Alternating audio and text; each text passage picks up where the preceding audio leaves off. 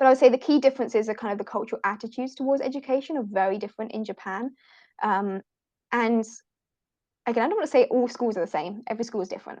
But I found in the UK, one of the biggest challenges in the classroom was managing behavior and sort of engaging kids in learning.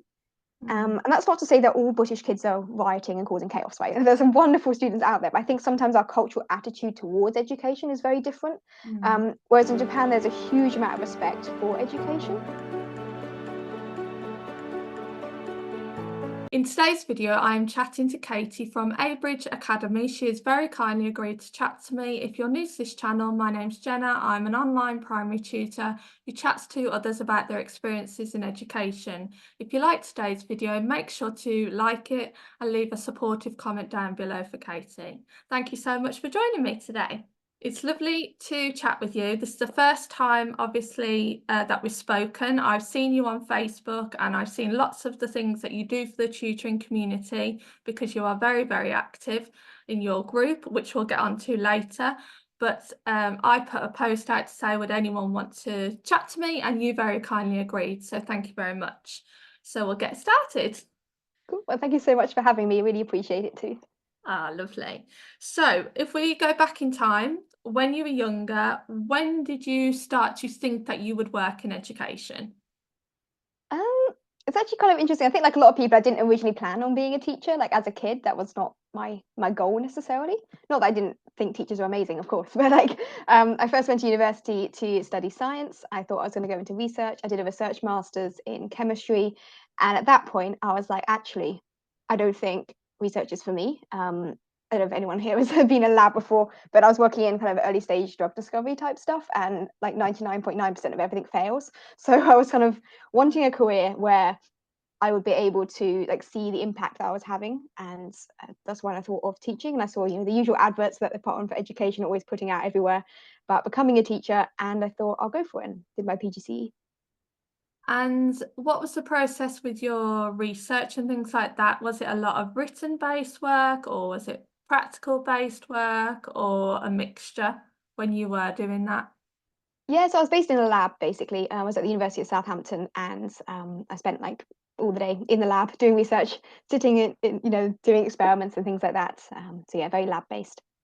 Oh, lovely. So then moving forward, what did you look into, or what type of programs did you look into to become a teacher? So I did a PGCE. I looked into all the different kind of routes and things that are available, but as I had already done my university degree, the kind of two main options were like a skip, like a school-based teacher training program, or the PGCE like through a university-led route. I mean, there's many options out there. I'm sure anyone who's interested in being a teacher in the UK, is worth researching the different options. For me, the PGCE is what I chose because I felt like it would have the support of the university and a sort of larger cohort of fellow teachers who are training at the same time. And obviously, you still get the same sort of placements in schools. But I thought that the university would give me more of that academic background with the PGCE side and understanding more about education as well as the teaching placement. So yeah, I did a PGCE.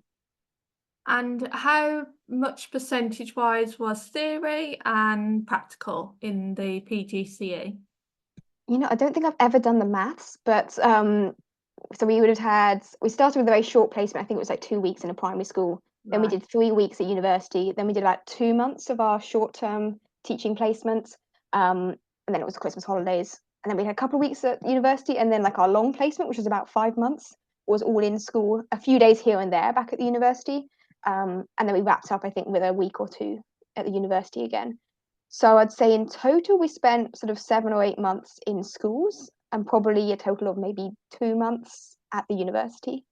Oh. I'm just roughly figuring that out. I'm sure like, if you look on the university's website, they will have different variations. But that's the way Cambridge did it.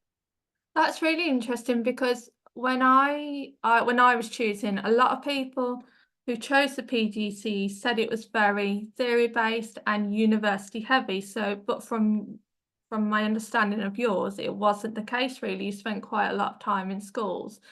Now, obviously, this is probably a while ago now, but can you think back to how you felt on that first placement?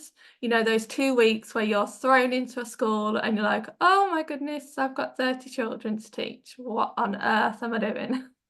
Well, to be honest, to me, the first 2 weeks are the easy weeks because we were told we were just there to observe, which was great because, we go in, see what the teachers are doing. We were kind of being a bit of a TA in the classroom a little bit, helping out a bit here and there, but we had no official responsibilities. So that was quite a relaxed insight, I would say, That into the sounds classroom. lovely. I knew some friends who did like the Teach First program, for example, and they would go in straight on Oh, day one with, responsibilities, full classes of students they had to teach and, a big timetable from the beginning. But yeah, our first couple of weeks were more relaxed. We had to observe and basically we were given a bunch of things to look out for and like make notes. They look out, that makes it sound scary. I'm like things to look for, what the teacher would be doing, making notes and things like that. But it was only once we started our actual like longer placements that we were expected to take on real classes. I think I was very lucky that I had some fantastic mentors in school. I think it's the same on all training routes, but we were given a mentor at the school who basically we sort of gradually took over their classes over the duration of the placement. So my mentor in the first school, the first couple of weeks, he just let me do, a short section of the lesson, or like I'd need a small activity, or I'd work with a smaller group of students who needed an extra support. And then gradually, after maybe a week or two, I actually started teaching real lessons. Me standing at the front and everyone be like, "Hi, Miss Prescott," and I was trying to pretend to be a real teacher, very scary. But yeah, I'd say by the end of our first main placement, so sort of by the Christmas holidays, that time, I was taking on probably like a 50% timetable. So it's still very gradually building up, which again, it depends on the route you take and what schools you're in, so many different things. mhm. But yeah, it's very supported. And so that's good to hear because for some teachers, when they are training initially, becoming a teacher, they don't always have a positive experience with mentors, and eventually, and in some cases, that can push them away, and they don't come back to teaching. When I was in teaching or when I was training, they used to say, I don't know if the figures are right, but like 50% would leave by Christmas because there just wasn't that. Well, the job is huge, as you know, but you need that core support system to help you. So obviously you had like a positive experience with your mentor. How did your mentor help you? Yeah, I'd say as you say, everyone has different experiences with their mentor. And I think partly it's also your attitude as a trainee teacher, like making sure you're being respectful and you understand the opportunity that you've got as a trainee to learn from your mentor. And I think that's really important as well, your approach to things. Obviously, there are bad mentors out there as much as there are good mentors. And I was very fortunate. But yeah, he would meet with me after everything that I did. So whether I'd done a small section of the lesson or I taught the whole lesson, he would always meet with me afterwards or maybe at lunch or break or something, and he would go through like feedback on how I did.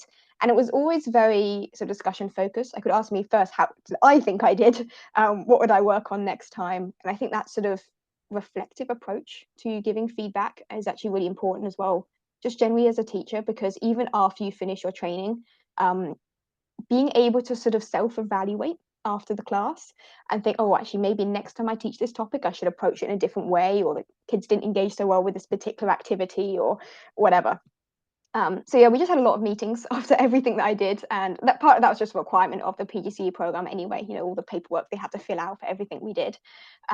But yeah, we had a lot of feedback and discussions, and I think it's just being open to discussion really was something that was really important. And that is really, really good because when you then become a teacher, you don't really have that chance to stop and evaluate and take the time. So, did you feel confident to be open about your lessons with your mentor? Like, if it had been a rubbish lesson, could you confidently say that to your mentor without any fear of judgment? Absolutely, yeah. And I think it's something they really emphasize to us. And I don't know whether all PGCs are assessed in the same way in this sense, Mhm. but I suspect it's similar. Like the point is to show that you have developed. And by the end, you put together your QTS kind of portfolio of evidence or whatever. And it's okay to say in that portfolio, this was rubbish. This is how I improved on it. And next time I did this. And actually showing that you can improve and develop is more important than showing that you're an amazing teacher from day one. So I think being honest and being able to reflect on these things, it's more important than trying to pretend the lesson went well even though it was rubbish. And to be honest, the mentor's going to know it's rubbish because they saw the lesson too, so they're going to be honest with you. If you're not being honest to them, they're going to immediately think, okay, why is she not seeing this? Why is she not seeing that the kids didn't understand, or that they were rioting halfway through the class because it's so boring or whatever? So yeah, I think actually being honest is more important than being good at least at the beginning. Obviously, by the end, we all want to be amazing teachers and getting outstanding reviews on all of our lessons, but it's that honesty that's important for reflection and development. And if you reflect on when you finished your PGCE, how did you feel? Did you feel confident? Like, I'm okay to take that next step into a job? I think so, yeah. I felt it was, we'd worked up to almost a full timetable by the end. I think I was on like a 90% timetable by the end of it. So the idea being that by the end of the PGC, we're basically the same as we would be going into our NQT year. So I think they've now renamed that ECT year. Yes, it's Yeah, 2 years now. 2 years now, yeah. But I had the 1 year NQT when I was after my training. And so by the end of the training, they very much set us in the position to continue the following year as an NQT, which I think was really helpful. I felt confident. I would say I was still nervous about a lot of things, particularly having full responsibility for classes, because always previously, when it came to things like, I don't know, parents' evening, for example, I was there at parents' evening, smiling nicely and nodding alongside the main teacher, but the actual official classroom teacher, who I was sort of shadowing as such, would be the one who actually would lead the parents' evening. Whereas obviously going into NQT year, now you're a proper teacher, you have to take full responsibility for all those other aspects of teaching as well. But I think the PGC was a good setup for me. And when you went from obviously PGCE to NQT, was it easy to find a job? What was that process like? For me, I was so my PGC was in science, and you might be aware there's a massive lack of science teachers across the UK. Yeah. So there were a lot of jobs being advertised, and I think like out of my cohort of people who did the PGC with me, probably 80% of them already had jobs lined up by the end, Right. and some of the others were always planning on going into supply or something anyway. So I would say that everyone who was actively looking for jobs was able to find something. Maybe it wasn't the perfect job straight away, but there were plenty of options out there. I was very lucky in that I actually got a job at my second placement school. So I did two sort of job applications the whole time. My first one, I was unsuccessful, but that was quite early on. I applied in, I'm going to say January or something for that job. So I was still quite early on in the sort of my training. So yeah, I didn't get the first job I applied for. But the second job I went for was at my school that I was doing my training at in my second placement. So they'd already seen me in the classroom, and they knew that, okay, if someone's in an interview, your nerves are a little bit, it was a bit scary because there's a lot going on that sort of demo lesson that you're teaching and the interview and everything. But yeah, I got the job at my placement school. So I'm not sure that's a typical sort of approach, but I was very fortunate in that aspect.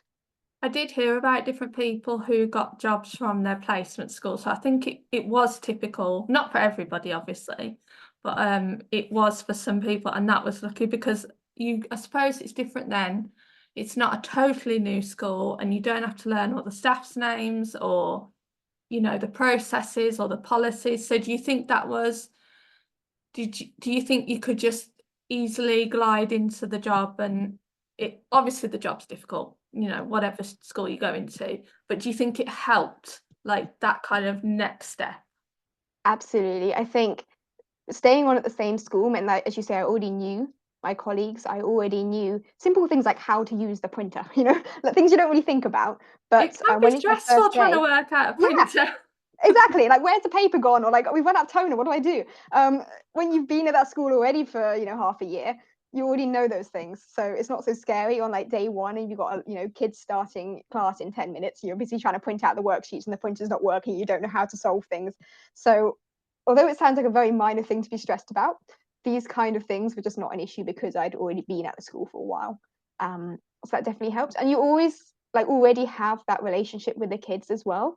And that's both a positive and a negative thing, because those kids have seen my very worst lessons. When I first, as a trainee teacher, not every lesson was perfect. So then, there were some kids who were thinking, oh gosh, that's that Miss Prescott again. Remember that awful class she did?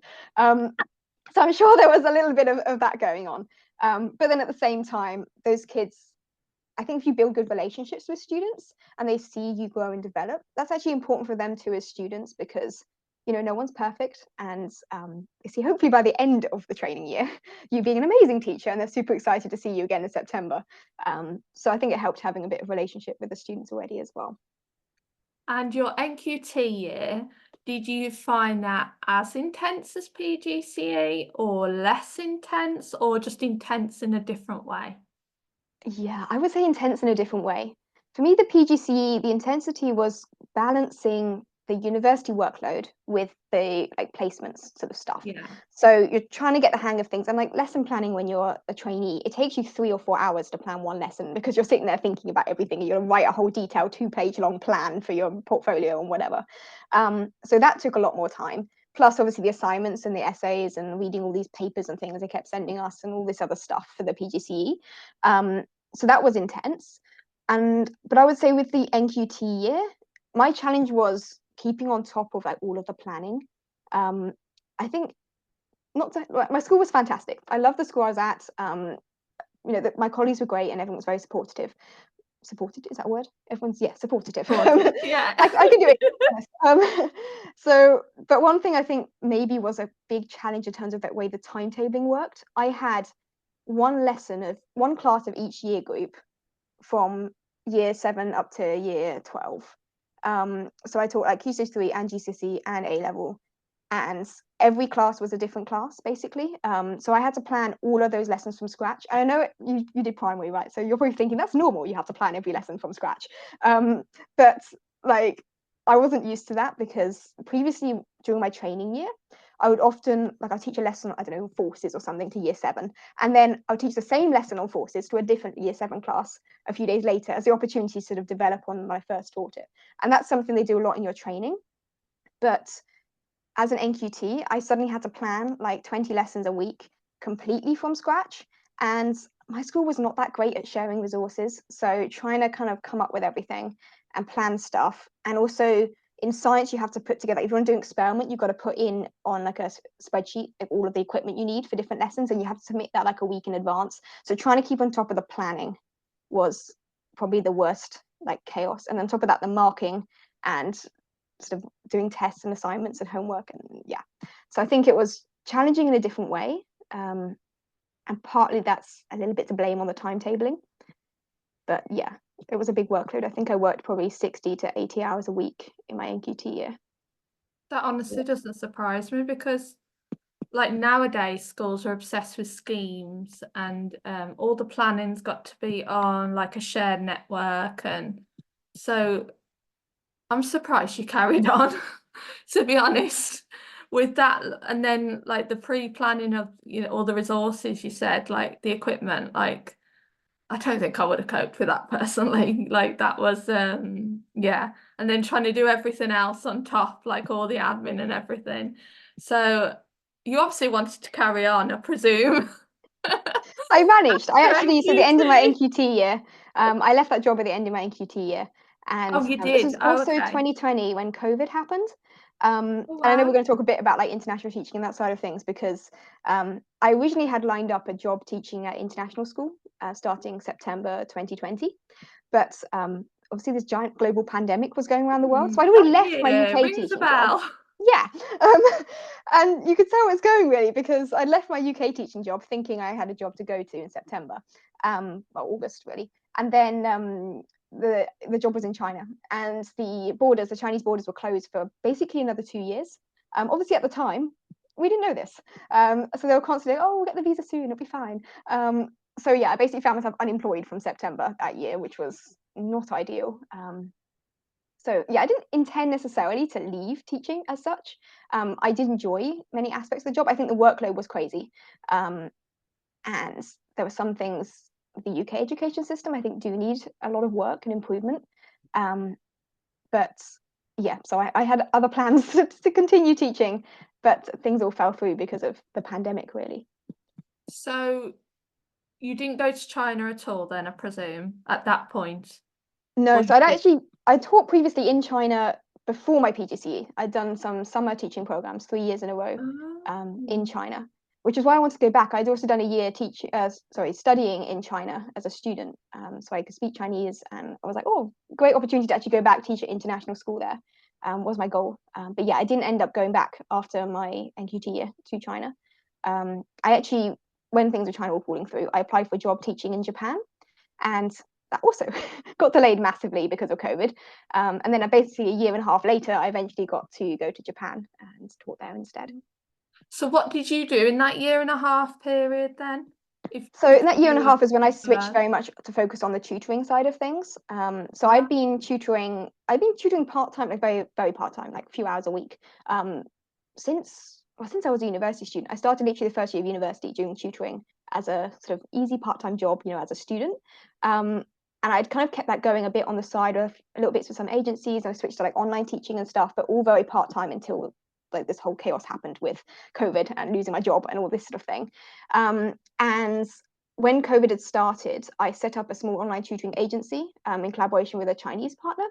And that started off, and that was actually going pretty well. So once everything fell through with school teaching, I was like, okay, it's fine. I'm going to focus on online.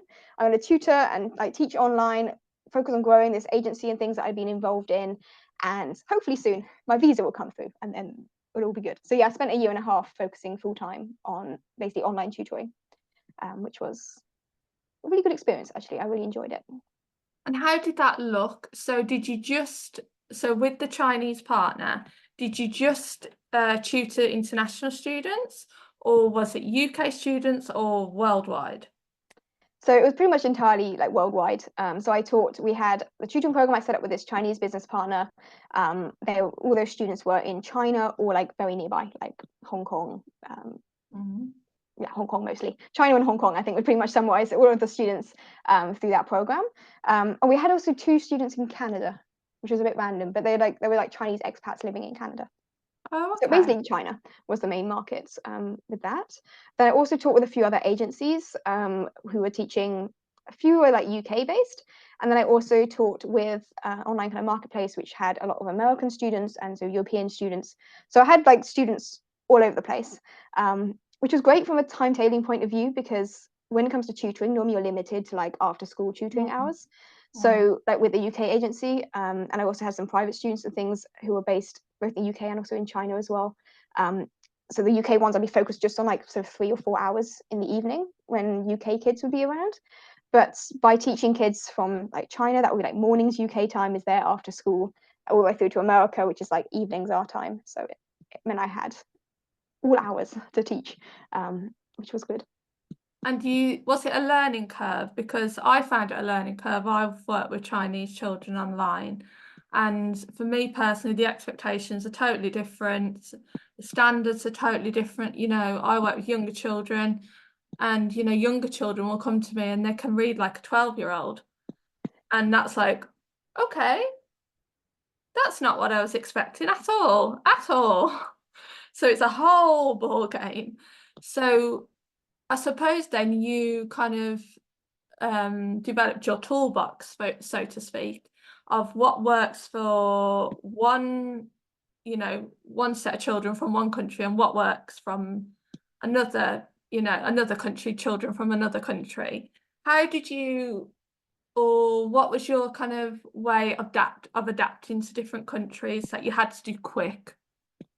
Yeah, and as you say, the challenge is that every student comes with a different educational background, and even comparing different countries, you have really big differences. Like you say, I don't want to stereotype whole countries, but often the students I work with who are in China, their English level is better than English kids. I swear, like they can read so well. And that's partly, I think, the way their education system is sort of structured. And yeah, so those kids, even when they're really young, are way above where they would be in, say, a UK school sometimes, not always, but sometimes. I also taught quite a lot of international school kids, so actually they were still following like the UK curriculum. So those kind of aligned in a similar kind of way, but there were different, just their approach towards learning was often quite different. And then if I look at the kids I was working with who were from America, actually they weren't like school kids. Most of them were homeschooling. And like the company I was working with, they focused on like the homeschooling market. So again, completely different expectations. Again, often they didn't want a formal structured sort of schooling system. That's why they were homeschooling. They wanted things that were more supplementary or completely different things. So I'm not sure there's a really easy answer to that, except just understanding your students and remembering that every student is different. And there's also a difference between what they're looking for. Like some students are looking for teaching and some students are looking more for tutoring. Others want more kind of mentoring kind of approaches. And I think understanding your students' goals is super important. Many of my Chinese students wanted more what you might call structured teaching, because they would take classes with me kind of as a specialist thing. Sometimes they were like attending a Chinese medium school, or like one that's following the Chinese curriculum, but they wanted to take like UK exams or kind of study in the UK in the future. So they wanted me to basically teach them following the UK curriculum, preparing for their like IGCSEs or for A levels.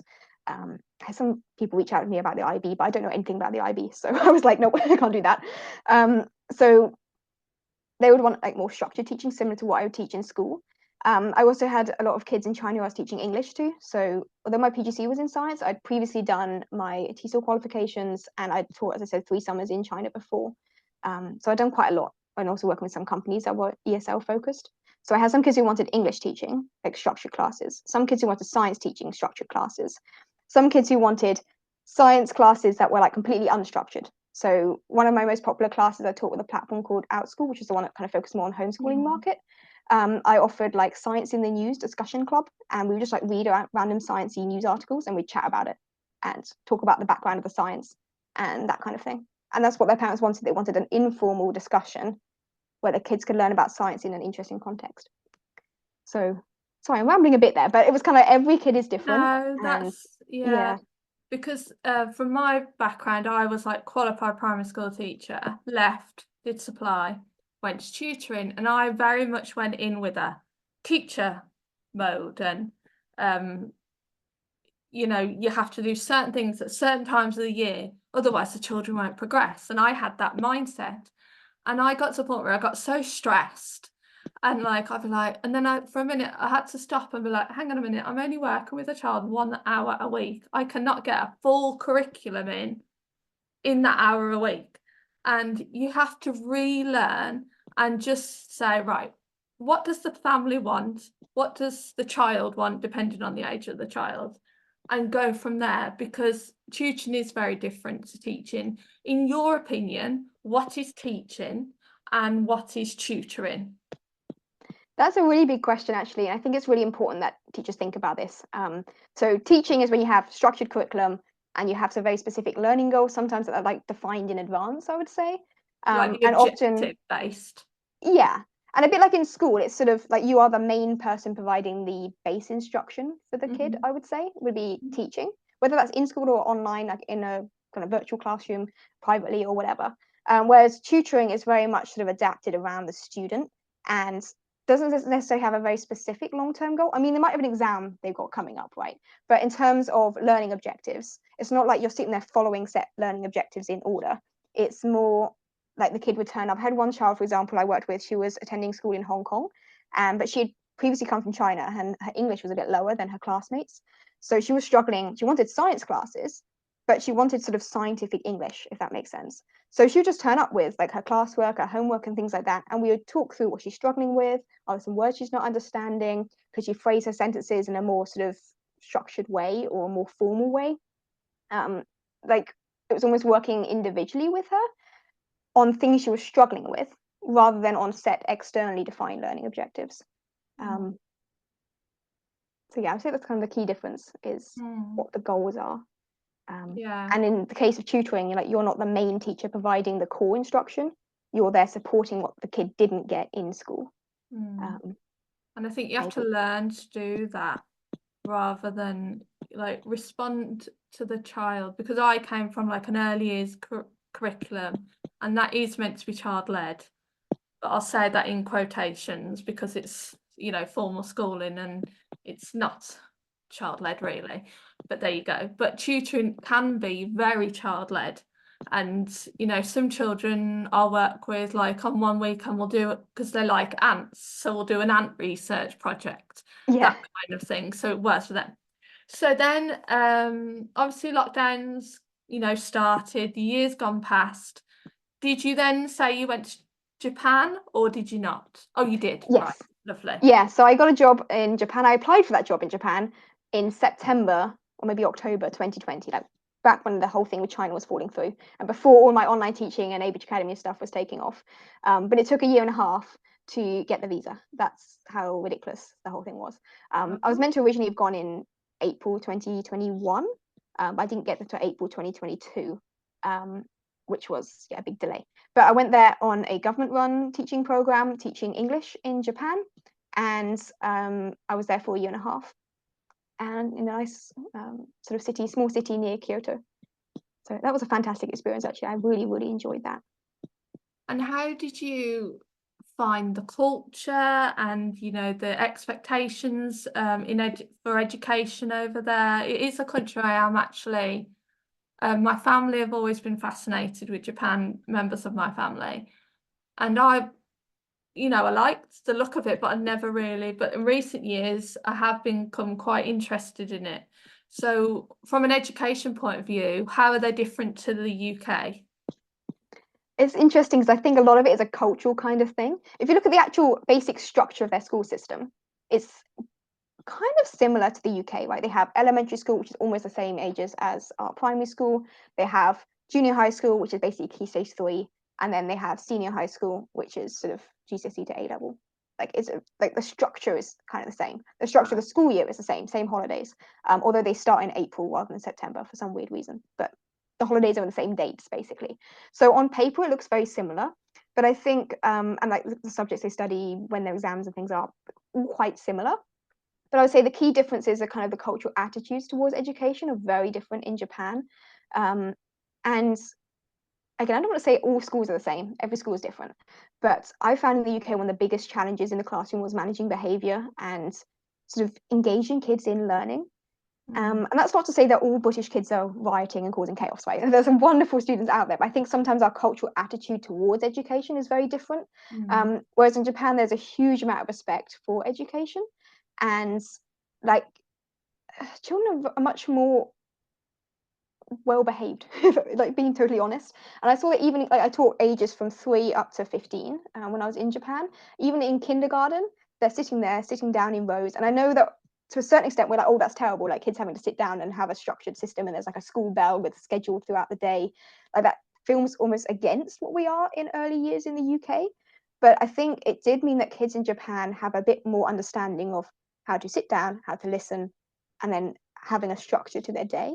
It's interesting. It's not necessarily a good thing always, but I think it did mean that by the time they got to junior high school, which is my main base school was a junior high school, so age like 11 to 15, they very well behaved, and they take a lot more ownership for their own learning as well. So you'd see them between classes working on homework and things. Another thing that was quite different was that the kids stay in the same classroom all day.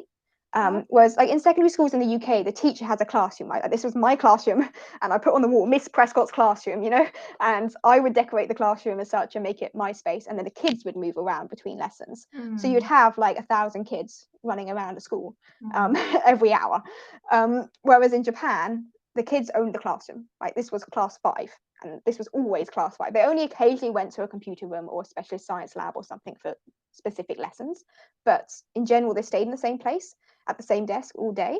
I mean, they could move out a little bit between lesson times. They had like a 10-minute break between each lesson, so they didn't sit there the whole time. But it meant that they respected the classroom space a lot more, I found. So like they would clean up the classroom. It was their responsibility to clean up after lunch, and they would go dust and brush and sweep everything and clean it all and tidy everything up. It meant that they wouldn't throw your chalk around the classroom. They had blackboards. It was a little bit old-fashioned, but they wouldn't throw your chalk around the classroom and make a mess, because they would be the ones who'd had to clean it up because it's their class. Right? I could leave if they left a mess. If someone caused a bunch of mess, I could just walk out the classroom, and they would have to clean it up or put up with the mess all day. So it meant that there was that level of respect. I think that was a bit different to the UK. And again, I'm not going to say that all UK kids are disrespectful. That's definitely not what I'm trying to say. But it just meant that their attitude towards things was a bit different. Yeah, that was probably the biggest difference I noticed. I have seen videos on TikTok, maybe, of children tidying up their classrooms. Funny enough, you brought that up, in Japan. Yeah. And the comments on those videos, like, oh my goodness, they're tidying up, they're doing chores. But so I've got a question. When they come into kindergarten then, when they're 3, have they been taught by their parents those skills of sitting and listening, or does the teacher have to teach them that first, or is that just already done? I think they've learned it at home, because even at the very beginning of the year, the kindergarten students were very sort of polite. They'd sit down and they would listen. And it wouldn't just be like, oh, we're sitting down and having reading time. No, I'd sit there and read a book to them. They'd sit down. But like genuinely, between when they didn't have something to do, they wouldn't wander around. they would just sit and wait, if that makes sense. And I think that's something that's almost been drilled in by the parents. I mean, they would have set time where they could go outside and play. You know, we'd have at least 1 or 2 hours of playtime where they would just run around in the, you know, in the sort of yard area, and they had all these kind of fun play equipment and stuff. They had time to play, but when it wasn't time to play, they would sit and wait in the classroom. And I think that is a kind of cultural thing set by the parents, actually. I mean, there'd be a few kids that you, as a teacher, would have to remind occasionally, you know, oh, you know, come back, sit down here. But in general, yeah, I think it's on the parent side. Also, that level of trust with the class and the classroom for the teacher to walk out. I presume there's not much time between, you know, teachers moving between the classes. That level of trust for a class to just sit and, you know, not mess up the classroom or whatever, that is massive. And I suppose it gives the children a sense of ownership in a way, as well as their home. But then my other question is also, what about resources then? Because so you said about science and they'd go to the labs for that, but other teachers, so like paper, pencils, maths equipment, whatever it is, does the teacher have to carry that around? It depends a bit on the subject, but the kids all have their own. They're quite textbook focused, I would say, in Japan. Actually, that's another kind of educational difference. We didn't really, like the school I taught in the UK, I think I had a textbook lesson once with a really naughty class and needed to shut up for an hour. That was it. Like the textbooks were punishment, if that makes sense. In the UK school, we didn't really use textbooks generally. I think again, it depends on the school, but in Japan, every class had a textbook and they followed the textbook. So the kids would have their own desk, and under the desk there'd be like a little drawer bit, and they'd just fill up their drawer with their textbooks. So you just turn up and be like, oh, it's English class. So they just open their drawer, take out the English textbook, done. And a lot of the activities were in the textbook, which, by the way, from a lesson planning point of view, is fantastic, because on occasion I would print worksheets and things, but quite often I'd be like, okay, we're doing page 10 of the textbook, which was great. Like they had workbooks and things.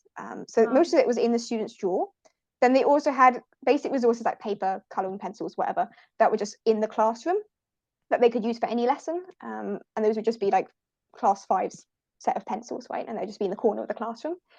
Then, so the school I taught at also was like an iPad school. So we had iPads as a teacher. So whereas in the UK, we'd have a computer in the classroom and there'd be really old desktop things, Yes. you know?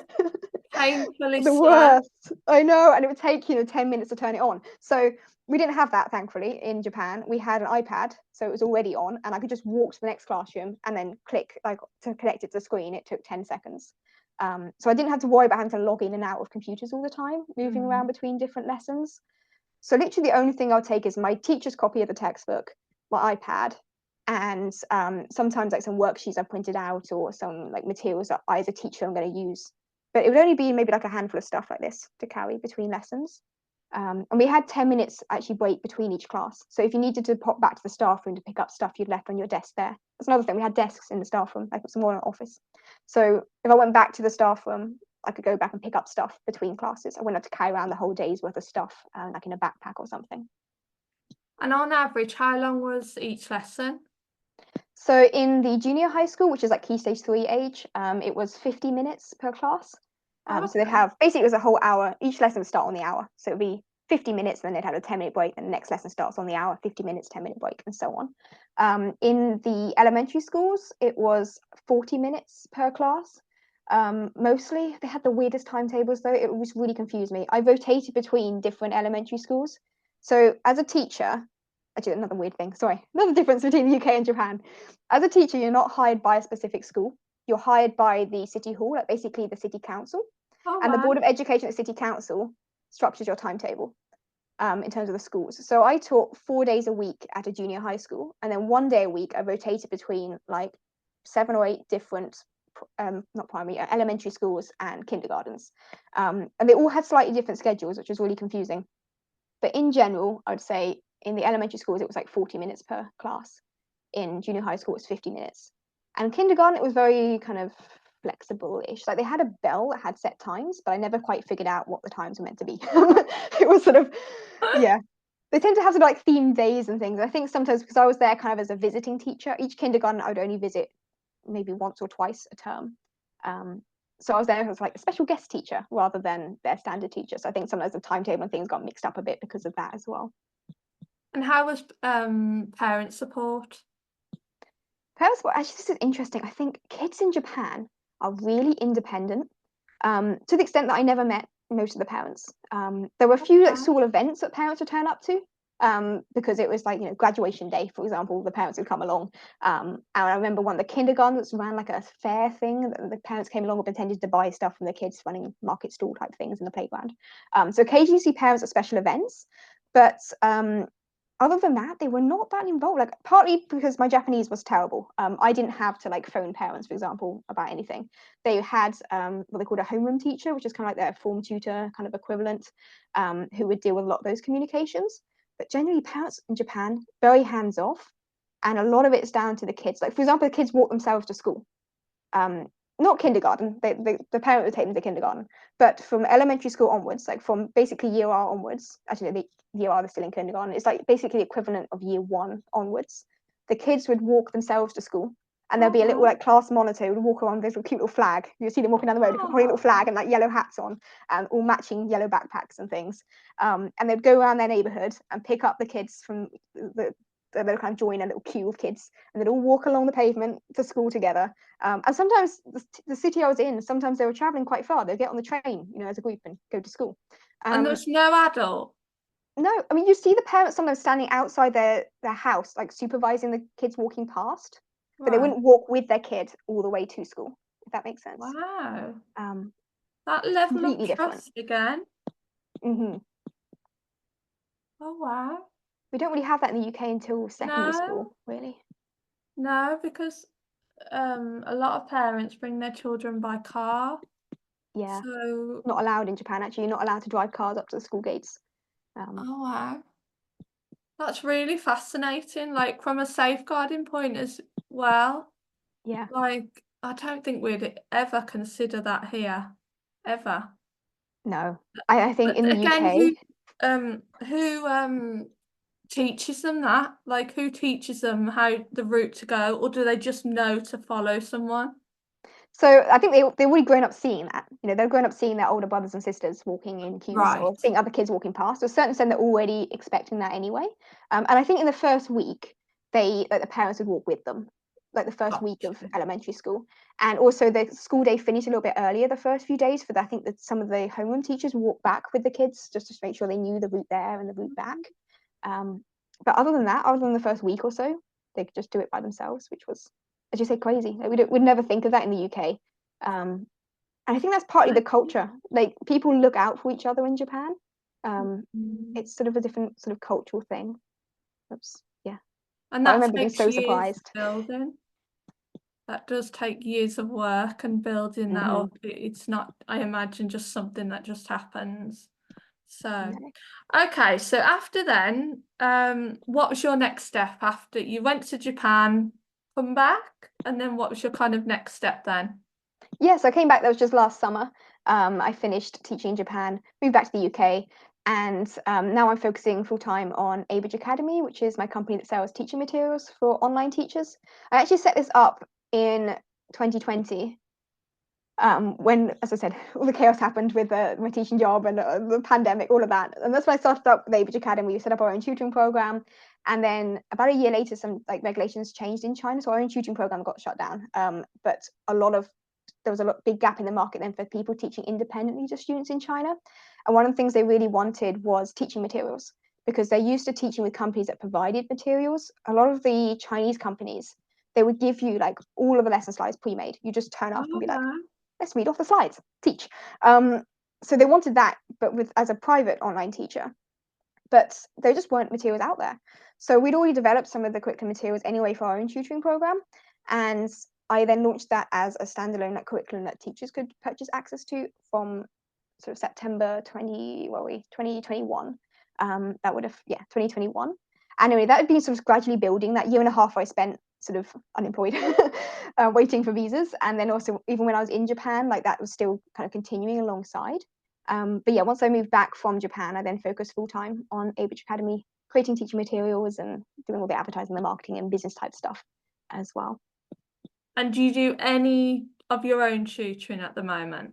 Not at the moment, no. So when I went to Japan, I dropped most of my online students, and then a little bit later, I dropped even more of them because trying to balance like full-time teaching job alongside the tutoring and with the time zone differences, it wasn't really working out.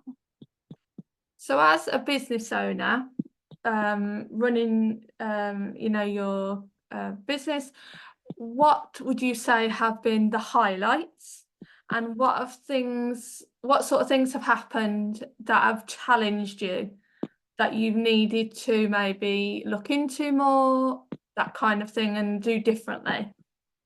Gosh, a lot. I mean, obviously the highlights, teaching online gives you a lot of freedom and flexibility to do things. And that's both when I was tutoring and now running Abridge Academy, like you have the flexibility to work from anywhere. Like all I need is my laptop, which meant that, I could go away for a holiday. And if I had my laptop with me just to keep on top of things, I had that flexibility. Whereas as a classroom teacher, you can't just go on holiday in the middle of term. Like that's definitely a no-no. So that gave me a lot of flexibility in terms of that side of things. I don't actually have my own kids, but I know other people who teach online who do it because they want to look after their own kids at home, and like family side of things being important for them. So a lot of advantages from that perspective. Financially, it takes time to build up, definitely. But during that year and a half of me sitting at home waiting for visas, it built up to the point that I was earning more online than I had previously with my full-time teaching job. So, in time, things can really grow, and I think financially you can better off in the longer term doing tutoring things too. I don't think anyone's main motivation as a teacher is money, to be honest, because you wouldn't have gone into teaching in the first place if you want the money.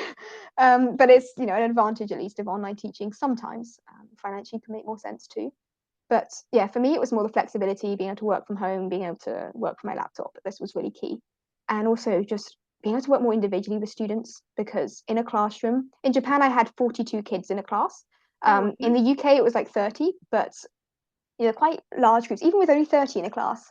Getting to know every student individually, and bearing in mind that as a secondary school teacher, you rotate between lots of different classes. So I had, maybe 200, 250 kids. In Japan, rotating around all those different schools, I added up, I had, I think, 3,500 students I taught in total, like on a rotation basis throughout each term, about 3,500 students. So I'm going to be honest, I didn't really know their names. I loved my kids, they were wonderful, but particularly in Japan where they were still wearing like face masks and stuff, and everyone just sat down, same uniform, same face mask, it was really hard to get to know them, because some kids I'd only see once a term, depending on what school they were at. Whereas when you're teaching independently, you have your own students, you get to know them on a more personal level. And now with my own business, I work with a lot of teachers, and getting to know individual teachers and build those relationships, I think is really, invaluable. I really appreciate that.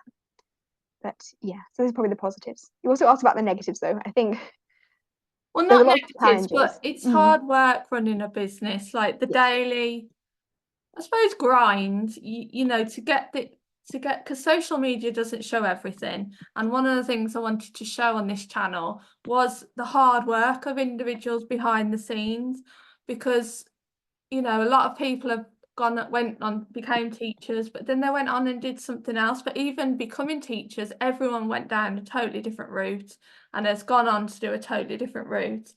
But everything on social media is very lovely and very pretty. But behind those posts, there's someone hours of prep into those posts, into those marketing, into those conversations. It doesn't just happen overnight. For me personally, it never stops. But I like the freedom, I like the flexibility, like you say. There was a time I would have gone back to teaching, but now once you have that sense of freedom, no one will ever take it away from you ever again.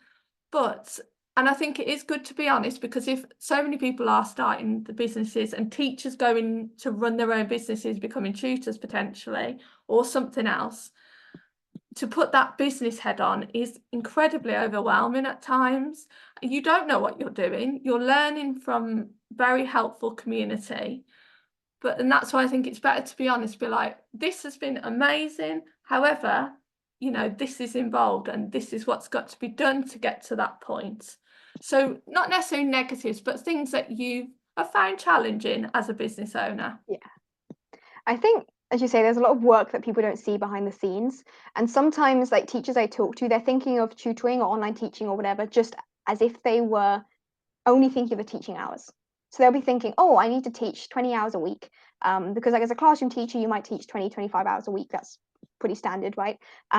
And I mean, as a classroom teacher, there's a lot of other work outside of the classroom that parents don't see, and other people in general society don't necessarily realize that teachers do outside of the classroom. But particularly people who previously taught with like companies that provided teaching materials, that did the marketing and everything for them, and then suddenly they're trying to find their own students.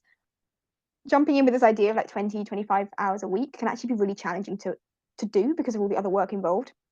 And building it up and finding that number of students initially is, it's a lot of work. As you say, there's the marketing, and there's a lot you can do in marketing that's not just social media. Something I see a lot of teachers focus on is like, oh, I must advertise on social media. That's how you find like new tutoring clients. But actually word of mouth, tutoring, so direct to websites. Like I used to use First Tutors a lot for finding students.